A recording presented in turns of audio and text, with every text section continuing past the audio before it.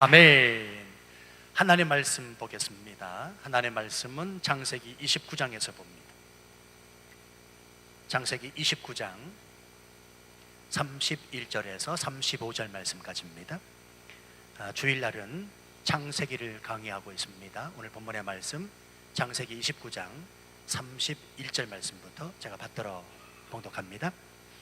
여호와께서 레아가 사랑받지 못함을 보시고 그의 태를 여셨으나 라헬은 자녀가 없었더라. 레아가 임신하여 아들을 낳고 그 이름을 르우벤이라 하여 이르되 여호와께서 나의 괴로움을 돌보셨으니 이제는 내 남편이 나를 사랑하리로다 하였더라. 그가 다시 임신하여 아들을 낳고 이르되 여호와께서 내가 사랑받지 못함을 들으셨으므로 내게 이 아들도 주셨도다 하고 그의 이름을 시몬이라 하였으며 그가 또 임신하여 아들을 낳고 이르되 내가 그에게 세 아들을 낳았으니 내 남편이 지금부터 나와 연합하리로다 하고 그의 이름을 레이라 하였으며 그가 또 임신하여 아들을 낳고 이르되 내가 이제는 여호와를 찬송하리로다 하고 이로 말미암아 그가 그의 이름을 유다라 하였고 그의 출산이 멈추었더라. 아멘. 한 번 더 기도하겠습니다. 아버지 하나님, 종이 말씀 들고 섰습니다. 종의 모습 온전히 감춰주시고 하나님이 빛으로 친히 각자에게 말씀하여 주셔서 이 말씀 받는 중에 삶이 회복되고 치유될 뿐만 아니라 결단하고 다짐하고 말씀에 순종하는 시간 되게 하여 주옵소서. 성령님 의지하옵고 예수님 이름으로 기도하옵나이다. 아멘. 부모가 자식에게 바라는 것이 있듯이 하나님께서도 저와 여러분에게 바라시는 것이 있습니다. 예수님은 이것을 요한복음 10장 10절에서 이렇게 말씀하십니다. 도둑이 오는 것은 도둑질하고 죽이고 멸망시키려는 것뿐이요 내가 온 것은 양으로 생명을 얻게 하고 더 풍성히 얻게 하려는 것이라. 자, 다시 한번 말씀드립니다. 내가 온 것은 양으로 생명을 얻게 하고 더 풍성히 얻게 하려는 것이라. 무슨 말입니까? 즉 예수님께서 이 땅에 오신 목적, 하나님이 바라시는 것 한 가지는 우리가 이 땅에서 풍요로운 삶, 잘 살고 잘 되는 것이라는 말입니다. 믿으시면 아멘 하시기 바랍니다. 여러분, 굉장히 중요합니다.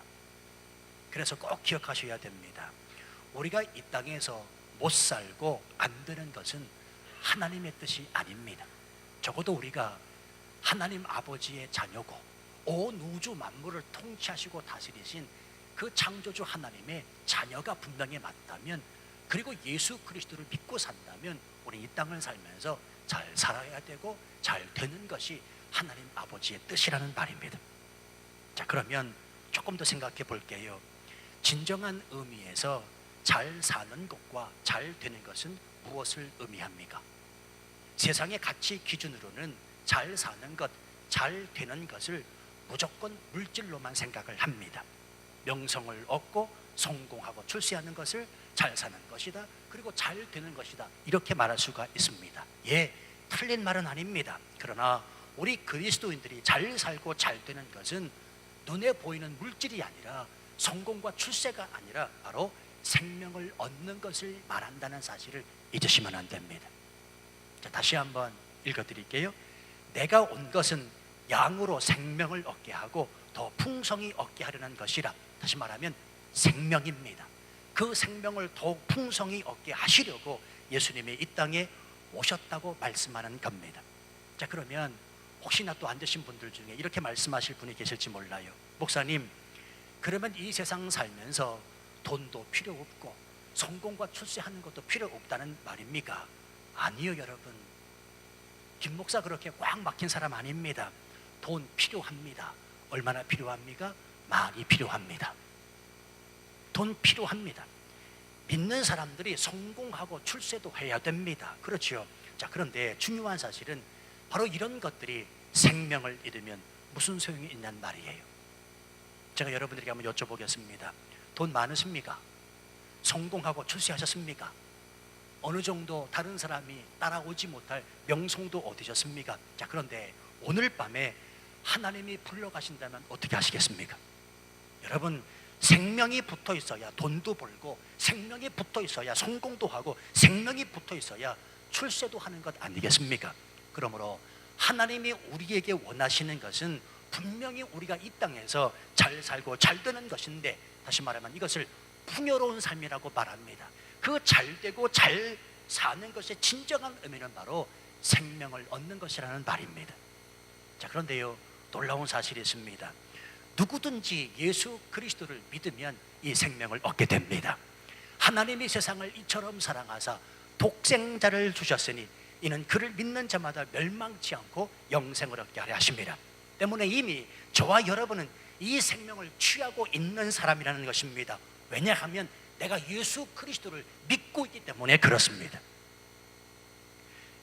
이렇게 말씀을 드림에도 불구하고 혹여나 아직도 이해가 되지 않고 깨닫지 못한다면, 자, 저를 따라해 주시면 고맙겠습니다. 내가 성경 공부해야겠구나.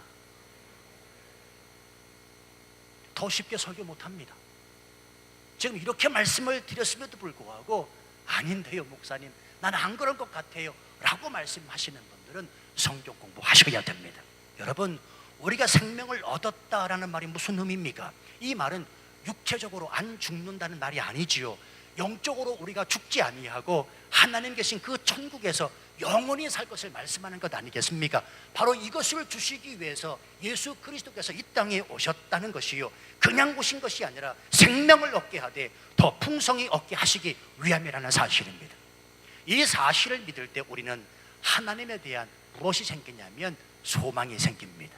이 소망을 가지고 이 땅을 살아가게 될 때 하나님이 허락하시는 이 땅의 복이 뭐냐면 바로 잘 살고 잘 되는 것이라는 말입니다.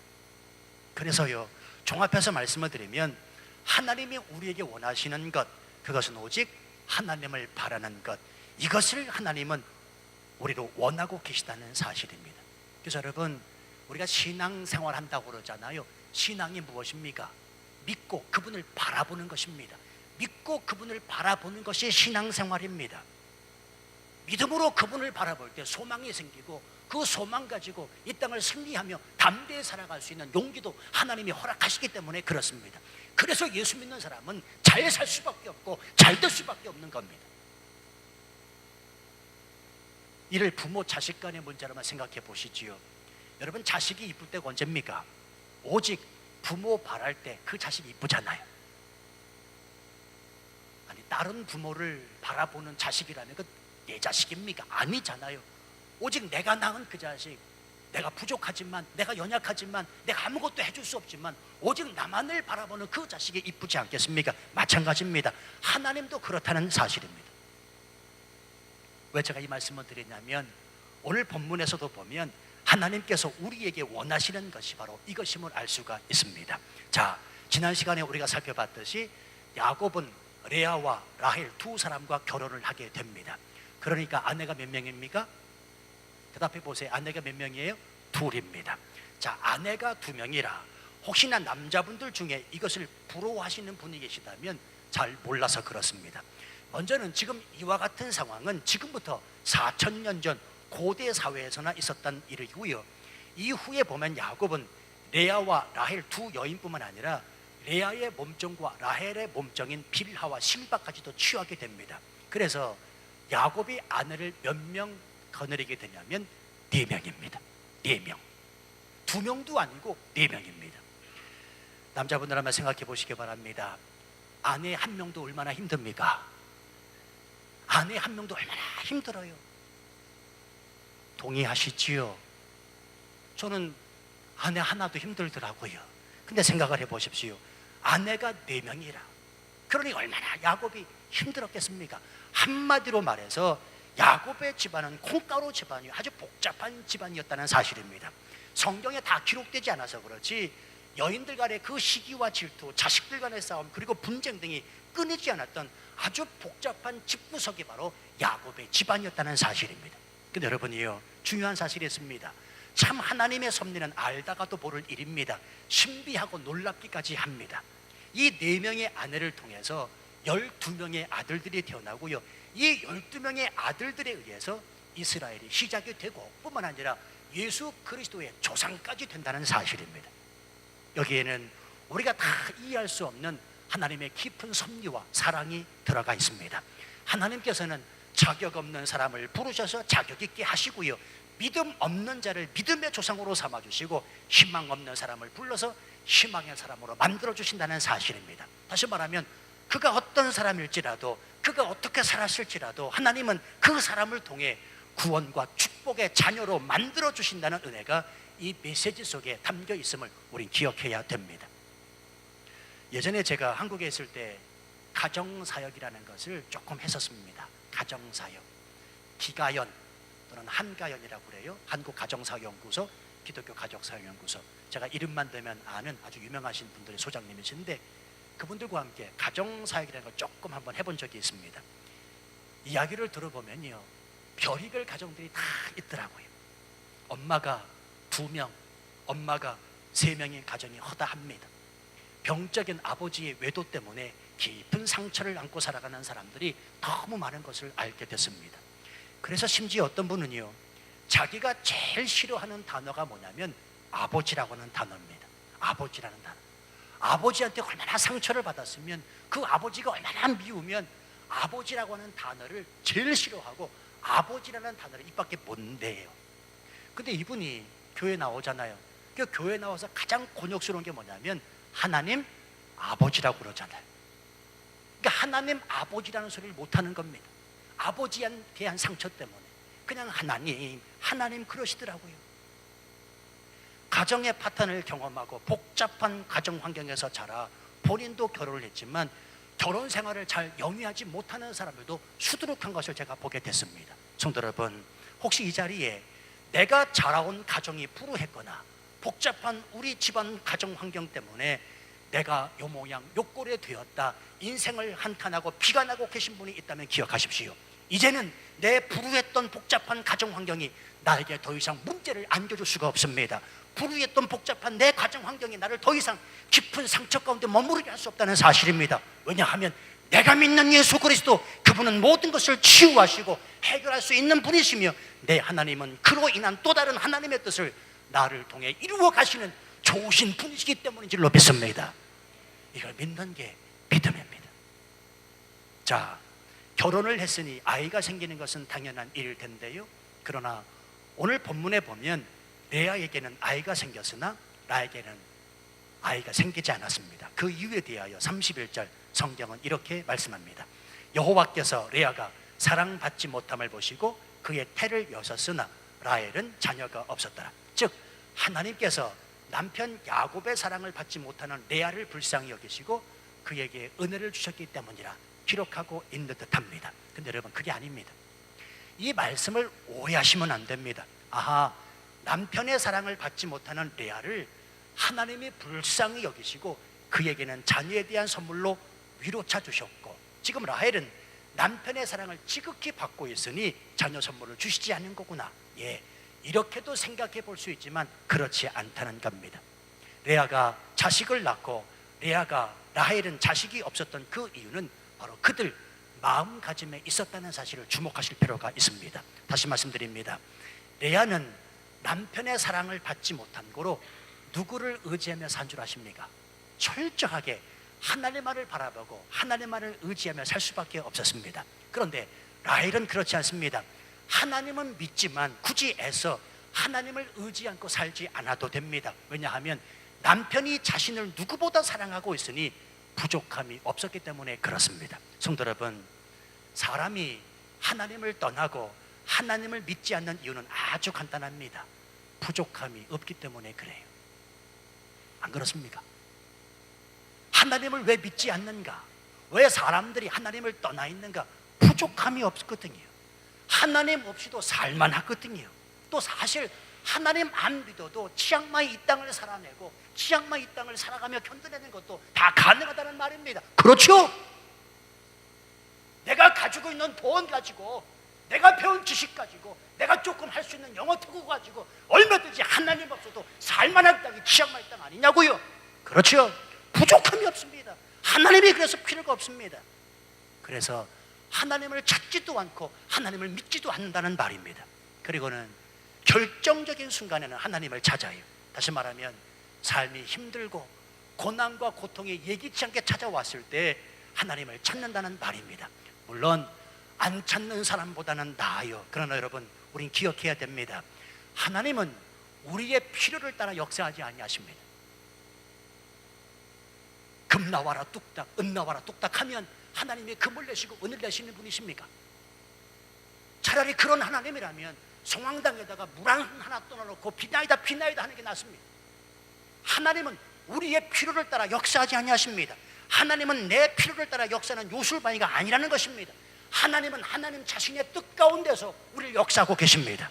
그러므로 내가 필요할 때만 하나님을 찾아서는 안 된다는 말입니다. 그래서요, 신앙생활은 꾸준함이 필요한 거예요. 부족함이 있을 때나 없을 때나 하나님이 채우시든지 채우지 아니하시든지 내게 은혜가 있든지 없든지 간에 하나님을 온전히 바라보며 나가는 자세가 필요하다는 사실입니다. 저는 좀 치앙마이 중앙교회 우리 성도들이 이런 믿음을 좀 가졌으면 좋겠어요.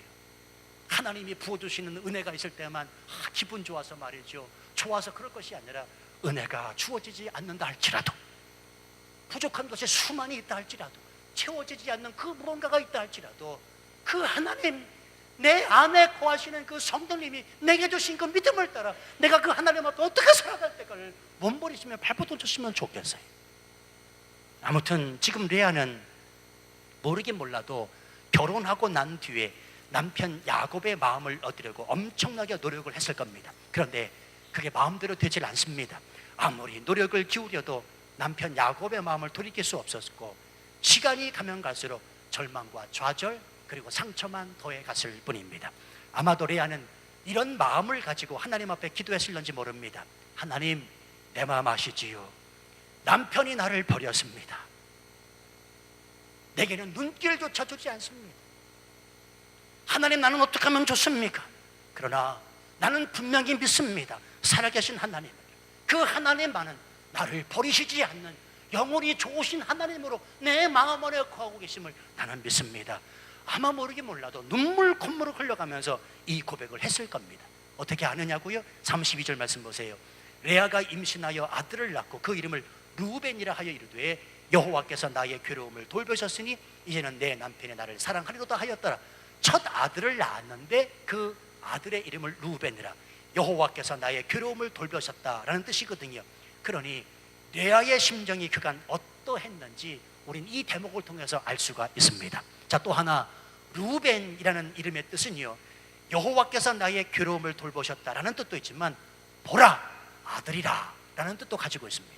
보라 아들이라, 그러니까 레아는 첫아들 루벤을 낳고 은근히 남편 야곱의 사랑을 기대하고 있었던 겁니다. 이제는 아들을 낳은 겁니다. 첫아들, 큰아들, 아들을 딱 낳고 보라 아들이라, 아들을 낳았으니 자신의 입지를 확고히 하고자 하는 의도가 있었다는 사실입니다. 보라 아들이라. 그런데 남편 야곱이 돌아옵니까? 그렇지 않습니다. 여전히 자신보다 라헬을 더 사랑하고 있습니다. 그래서 레아가 둘째를 낳아요. 33절 보세요. 그가 다시 임신하여 아들을 낳고 이르되 여호와께서 내가 사랑받지 못함을 들으셨으므로 내게 이 아들도 주셨도다 하고 그의 이름을 무엇이라? 시므온이라 하였다. 시므온이라는 이름의 뜻은 하나님이 들으셨다라는 말입니다. 다시 말하면 하나님이 무엇을 들으셨는가? 내가 남편으로부터 사랑받지 못하고 있는 것을 하나님이 들으셨다는 것입니다.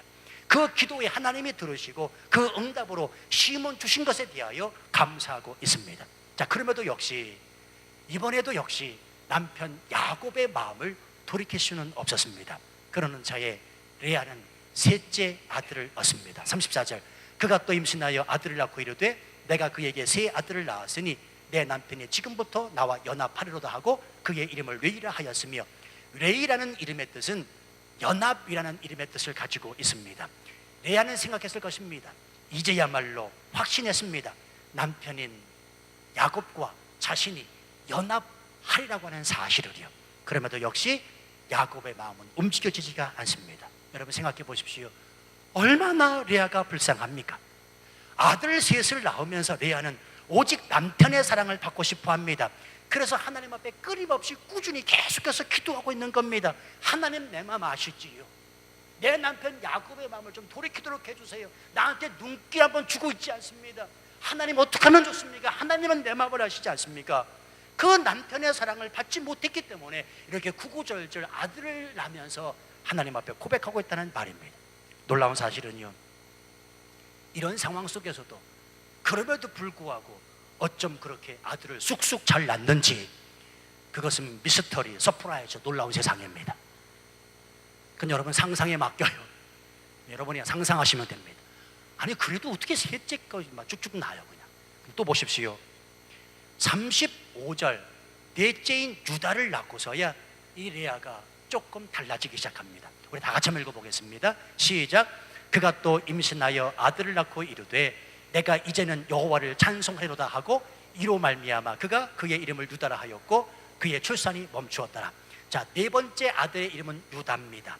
유다라는 말의 뜻은 여호와께 찬송이라는 뜻을 가지고 있습니다. 오늘날로 쉽게 말씀드리면 할렐루야입니다. 할렐루야. 그런데요, 말씀을 자세히 관찰해 보면 유다를 낳고 나서 레아의 마음이 이전과는 다른 어떤 변화가 온 것이 느껴집니다. 자, 이전까지 레아는 셋째 레이를 낳을 때까지 오직 그의 모든 초점과 관심은 남편 야곱이었습니다. 그래서 요즘 말로 하면 남편의 사랑을 받고자 새벽 기도하고 철야하고 공예배를 빠지지 않으면서 눈물 콧물 흘리면서 하나님 앞에 기도한 거라는 말입니다. 자신이 할 수 있는 모든 것들은 다 한 겁니다. 때문에 지금 레아는 지칠 대로 지쳤습니다. 그러면서 상처는 상처대로 받고 희망은 꺾여질 대로 꺾여졌습니다. 레아는 바로 이때 깨달았습니다. 아하, 남편 의지하고 살아봐야 별 것 없구나. 아하, 남편 의지하고 살아봐야 내게 유익이 없구나라는 사실을 비로소 깨달은 겁니다. 남편 의지하고 그렇게 산 세월이 헛수고로구나. 레아는 남편 의지하고 지금까지 산 그 결과가 결국 배신과 허무밖에 없다는 것을 비로소 깨달았다는 사실입니다. 여기 앉아 계신 아내된 여자분들이요, 남편 너무 의지하지 마시기를 바랍니다. 또 오해하실까 봐 좀 말씀드립니다. 남편을 무시하라는 말이 아니고요, 우선순위의 문제를 분명히 하시라는 말이에요. 우리가 믿고 따라야 할 분이 먼저는 하나님이지 남편이 아니라는 겁니다. 여러분, 하나님을 잘 믿고 남편을 믿을 수 있지만 남편 먼저 믿고 하나님 믿을 수 없어요. 내가 남편을 어떻게 사랑하는가, 내가 내 아내를 어떻게 사랑하는가, 내 자식을 어떻게 사랑하는가. 여러분, 예수 그리스도의 그 십자가 사랑이 먼저 이어야 내 남편 사랑하고 내 아내 사랑하고 내 자식 사랑하는 겁니다. 우리는 우선순위를 분명히 해야 됩니다. 하나님이 우선입니다. 하나님이 모든 것에 관심이고 초점이 되셔야 됩니다. 그래야 내가 남편도 끌어안을 수 있고 남편 사랑하고 아내 사랑하고 내 자식 사랑할 수 있다는 말입니다. 여러분이 이 순서를 바꿔서 내 남편 먼저 믿고 내 아내 먼저 믿고 내 자식 먼저 믿고 하나님 잘 섬길 수 있는 신앙이 되신다고 생각하십니까? 착각입니다. 오해입니다. 절대 그럴 수 없습니다. 먼저는 하나님이십니다. 여러분, 제가 여러분을 사랑해요. 주님의 이름으로 사랑합니다. 아멘들 안 해주시네요. 김 목사가 주님의 이름으로 여러분을 사랑합니다. 여러분, 저와 여러분 사이에 주의 십자가 그 사랑이 있기 때문에 사랑한다고 말하는 겁니다. 저를 언제 보셨습니까? 제가 여러분을 언제 봤습니까? 어떻게 제가 여러분을 사랑합니까? 여러분이 김 목사를 어떻게 사랑합니까? 저와 여러분의 사이에는, 사람과 사람 사이에는 그리스도의 그 십자가 사랑이 있어야 사랑이 통한다는 말입니다. 우리 사이에 하나님의 죄 버리시고 예수 그리스도가 없다면 사랑할 수 없습니다. 원망하고 불평하고 미워할 수밖에 없다는 말입니다. 지금 레아는 비로소 깨달은 겁니다. 아하, 내가 남편 의지하고 산 것이 잘못이구나. 내 모든 관심과 초점을 하나님께로 돌렸어야 되는데 넷째 아들 유다를 낳고서야 비로소 깨닫게 된다는 말입니다. 그래서 그의 시선이 바뀝니다. 남편 야곱이 아니라 하나님께 향하기 시작했다는 말입니다. 그래서 넷째의 아들 이름이 유다입니다. 무슨 말입니까? 하나님 찬송을 받으시옵소서, 내가 이제부터 하나님만을 의지하겠습니다 라는 고백이거든요. 성도 여러분, 이렇게도 해보고 저렇게도 해보고 하셨습니까? 한 번, 두 번, 세 번 해보셨는데 잘 안 되셨다고요? 그렇다면 이제 네 번째, 할렐루야, 하나님 찬송을 받으시옵소서, 하나님께 맡기는 은혜가 있기를 주님의 이름으로 축원합니다. 네 번째에 가서야, 넷째 아들을 낳고서야 비로소 레아는 깨달았다는 말입니다. 보십시오. 레아가 넷째 아들의 이름을 유다로 짓고 나서 35절 하반절 말씀에 보면 그의 출산이 멈추었더라 기록하고 있습니다. 여러분, 그녀의 출산이 멈추었다라는 말은 그녀의 여성적인 기능이 멈추었다는 의미입니까? 아니요, 그렇지 않습니다. 레아는 분명 계속해서 아이를 낳을 수가 있는 여자였습니다. 그럼에도 불구하고 유다를 낳은 이후에 그녀의 생산이 멈춘 것은 31절 말씀 돌아가서 애초에 하나님께서 레아가 사랑받지 못함을 보시고 그의 태를 열어주셨던 하나님의 계획하심과 어느 정도 맞아떨어진다는 사실입니다. 그 레아를 향한 하나님의 계획하심은 무엇이었는가? 그것은 바로 레아의 모든 관심과 초점이 남편 야곱이 아니라 하나님께 맞춰지는 것이었다는 말입니다. 다시 말하면 남편 야곱이 아니라 하나님은 레아의 모든 관심과 초점을 하나님 당신께 두시려고 했다는 사실입니다. 레아는 유다를 낳은 이후에 비로소 이런 하나님의 계획에 합당한 자세를 가지게 되고요, 그래서 그 아들의 이름을 여호와여 찬송을 받으시옵소서 할렐루야로 짓고 있다는 말입니다. 이 사실을 깨달은 레아에게 하나님은 더 이상 그에게 아들을 주실 이유가 없었고 그 결과 그의 생산이 멈추게 되었던 것입니다. 성도 여러분, 꼭 기억하십시오. 하나님이 이 시간 저와 여러분에게 바라시는 것은 단 한 가지입니다. 그것은 우리 마음이 하나님 당신을 향해 온전한 초점과 관심을 두는 것입니다. 선구가, 나를 좀 더 사랑할 수 있겠니? 세상의 그 어떤 것보다도, 심지어 남편보다 자식보다 나를 향한 관심과 초점을 더 둘 수 없겠니? 너에게 내가 물질을 요구하는 것도 아니고 내가 이 땅을 살면서 행한 업적과 결과물을 내가 얻는 것도 아니고 나는 너 자신 전부를 원한단다. 네 자신 전부를 나에게 맞춰줄 수 없겠니? 오늘 하나님께서 이 말씀을 통하여 저와 여러분에게 주시는 말씀 받으시면 아멘 하시기 바랍니다. 성도 여러분, 어느 사람마다 누구에게나 자신에게 부족함이 있을 수가 있습니다.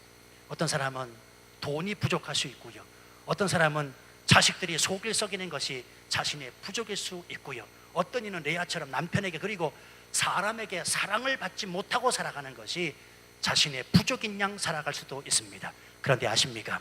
하나님이 나에게 그 부족함을 두시는 목적이 무엇인지 우리는 그것을 알아야 됩니다. 왜 하나님은 나로 하여금 부족한 것을 남기셨을까? 그걸 왜 채워주지 아니하시고 남겨두셨을까 하는 사실을 깨달아 알아야 됩니다. 어쩌면 하나님은 나의 그 부족하고 연약한 것 때문에 하나님 당신을 더욱더 바라보게 하시기 위한 계획을 갖고 계실지 모른다는 사실입니다. 내가 미워서가 아니고요, 나를 싫어하시기 때문에 나에게 벌을 주시려고가 아니라 나의 부족함을 둔 것이 아니라는 것입니다. 내가 온전히 여호와 그 살아계신 하나님을 바라보기 위하여 그 부족함을 하나님이 두셨다는 말입니다. 성도 여러분, 살다 보니 부족한 것이 너무 많습니까? 예, 부족한 것이 많을 수가 있습니다. 그러나 오히려 내게 부족함이나 연약함이 많으면 많을수록 우리가 해야 할 일은 바로 하나님께 모든 초점과 관심을 돌리고 하나님만을 바라보는 것인 줄로 믿습니다. 그래서 그를 바라볼 때 여호와여 찬송을 받으시옵소서 할렐루야 찬송하는 것이 저와 여러분의 의무라는 사실입니다. 고난과 고통을 왜 주셨냐고요? 하나님이 정말로 살아계시면 왜 우리에게 고난과 고통을 안겨주시냐고요? 내가 하나님 앞에 행한 것은 깨닫지 못하고 하나님이 내게 허락하시는 고난과 고통만 생각할 것이 아니라, 아니 정말 또 믿음 있는 사람이라면 그 고난과 고통을 통해서 하나님 그 아버지 하나님의 뜻은 나로 하여금 더 하나님의 관심을 두고 하나님을 붙잡게 하기 위함이라는 사실, 이걸 놓치시면 안 돼. 그래서 고난을 우리가 정의할 때 고난은 위장된 축복이라, 그렇습니다. 고난은 위장된 축복입니다. 그래서 사도 바울도 내가 고난당하는 것이 위기라 말씀하고 있지 않습니까? 그게 그냥 나오는 말이 아닙니다. 환난과 고통 중에서도 그 여호와 하나님을 향한 관심과 초점을 잃지 아니하고 내가 하나님만을 붙잡겠습니다. 하나님 내 마음 아시지요, 내 마음 아시지요. 그래서 그 하나님을 바라보는 신앙인들만이, 그리스도인들만이 고백할 수 있는 고백이라는 사실입니다. 이런 마음으로 넷째 유다를 낳고 하나님을 찬송한 이 레아가 받은 축복이 무엇입니까? 그 유다의 후손으로 누가 이 땅에 오세요? 예수 그리스도, 그분이 이 땅에 오시지 않습니까? 할렐루야. 성도 여러분, 다시 말씀드립니다. 남모를 고통과 고난에 빠져 계십니까? 어쩌면 하나님은 내 입술에 찬송을 받으시기 위해서 지금 내게 이 고통과 고난을 주셨는지도 모른다는 사실입니다. 사실이에요. 이 교회를 떠나가신 분 중에 어떤 분이 저한테 그러시더라고요. 목사님, 내가 이곳에서 하나님을 만났는데 하나님이 내게 허락하신 그 고난과 고통이 아니었으면 난 하나님을 믿지 않았을 것입니다. 그 고난과 고통 때문에 이 교회 찾아 나왔고, 이 교회 찾아 나와 하나님 믿었고, 하나님 만났고, 그리고 세례받고 내가 집사까지 됐습니다. 이제 나는 이곳을 떠나게 됩니다. 치앙마이 이 땅에 15년 동안의 내 삶의 모든 것을 다 종합해 볼 때